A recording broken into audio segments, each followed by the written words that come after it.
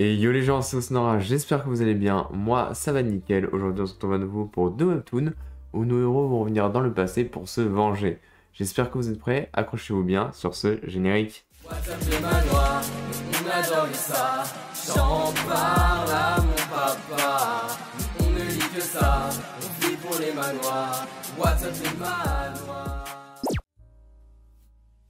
En premier, on a Bloodhound Régression Instinct, désolé pour la prononciation, avec pour genre action, arts martiaux, combat shonen.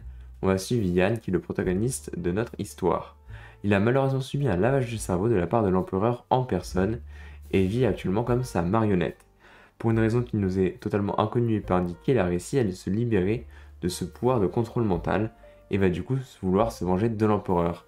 Malheureusement, l'empereur est surpuissant et va l'éliminer en seulement 2 mouvements.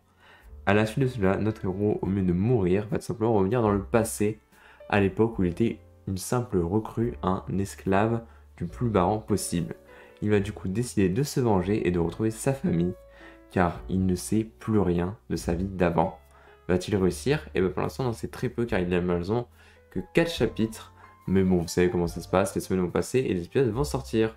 Sur ce, on continue. C'est aussi le moment parfait pour vous rappeler que vous pouvez vous abonner à la chaîne. Grâce à vous, il y a pas longtemps, on a dépassé les 1000 abonnés. Ce serait bête de s'arrêter sur ce chemin. Je compte sur vous, on continue. En deuxième tour, on a I Am Not a Regressor avec pour genre action, aventure, comédie fantastique. On va suivre notre personnage principal qui va se faire tuer. Pour cause, il avait tué la moitié de la population juste avant. La personne qui l'a tué, du coup, va demander à une déesse de le renvoyer dans le passé pour empêcher ce massacre. Mais bien évidemment, pour pouvoir empêcher ce massacre, il lui faut de la puissance. Il va du coup revenir dans le passé avec une puissance décuplée. Malheureusement, notre héros, le héros, n'a pas réussi à survivre à son voyage dans le temps car le pouvoir demandé était trop grand. Il va donc du coup revenir, mais mort. La personne qui était à côté de lui à ce moment était notre héros qui était mort avant, qui avait du coup la capacité de voler le pouvoir des morts, ce qui explique pourquoi il avait tué tout le monde dans sa vie d'avant. Il va du coup récupérer le pouvoir du régresseur et une partie de ses souvenirs.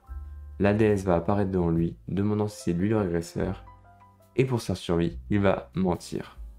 Voilà ce qui nous attend dans I Am Not a Regressor. C'est très dur à expliquer, mais en gros, notre héros va devoir s'empêcher lui-même de commettre un massacre dans le futur.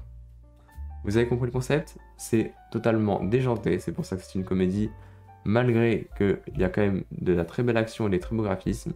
Je vous conseille de foncer, il n'y a que 11 chapitres actuellement, du coup ce sera rapide, mais du coup j'attends avec impatience ces nouveaux épisodes pour voir comment il va s'en sortir.